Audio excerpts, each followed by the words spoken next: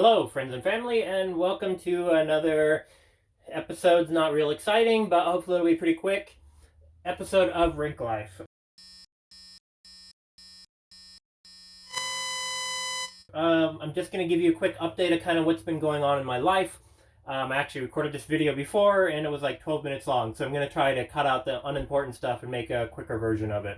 Anyways, if you've been following along with my channel, you've realized that I've been remodeling, and I bought a Japanese 4x4 camper van.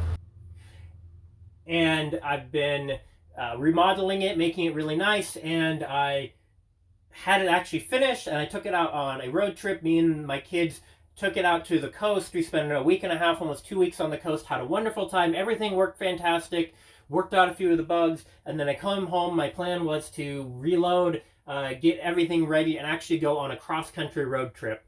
I wanted to head down to the Gulf Coast, get there before it got too hot down there, because I'd really like to do some exploring around Louisiana, that area, the Gulf of Texas.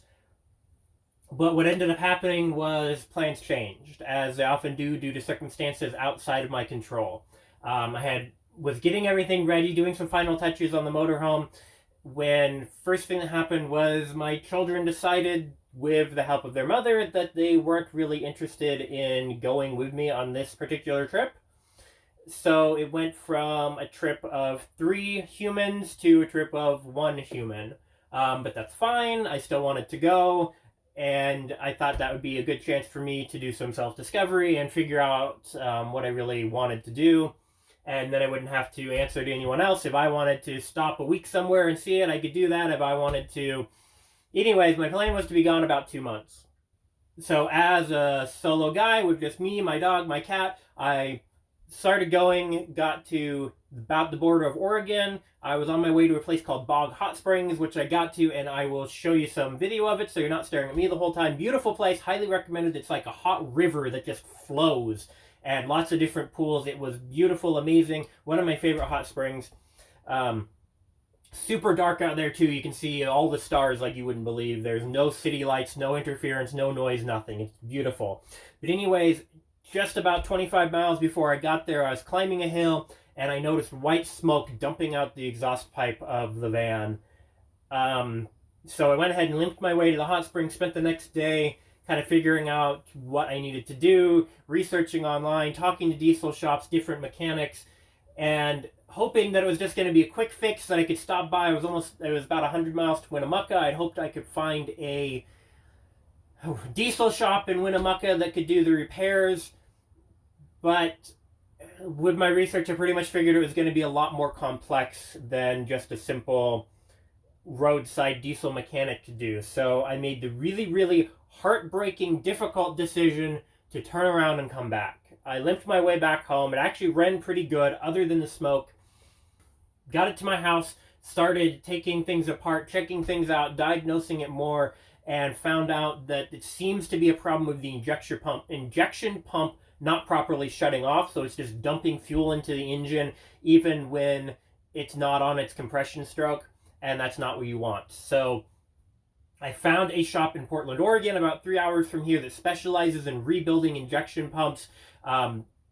They were able to find the parts and find everything they need to get it fixed, but the problem is that they said it's going to take about 2 weeks from the time that they get the pump until it's actually done.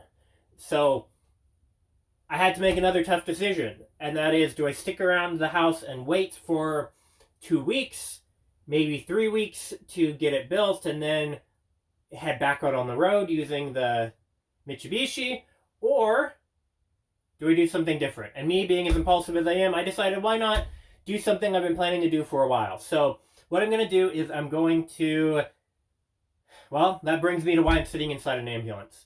If any of you know me personally, you recognize this van. You know this is my work van. I've used it to rebuild houses. I've used it for everything, towing trailers. I've got a giant boat I can tow with it. It's got the Power Stroke engine, more power than I could ever need, and it's been fantastic. But for a long time, I've been planning to make it into a camper conversion, and I never have gotten around to it for other various reasons, but that changes now. I've got time to kill, so why not convert this van into a camper, get it ready to go. I'm giving myself 1 week to get this done. a small budget, and we'll see what I can do with that.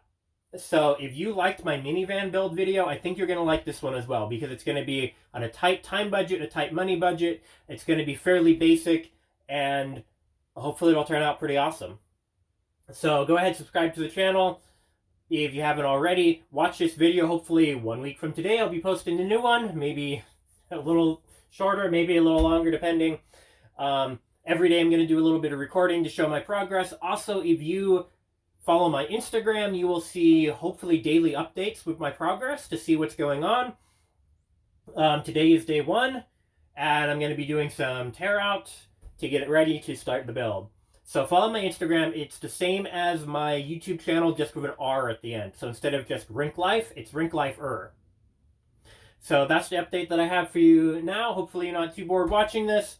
Don't really have anything else to say other than until next time, signing out.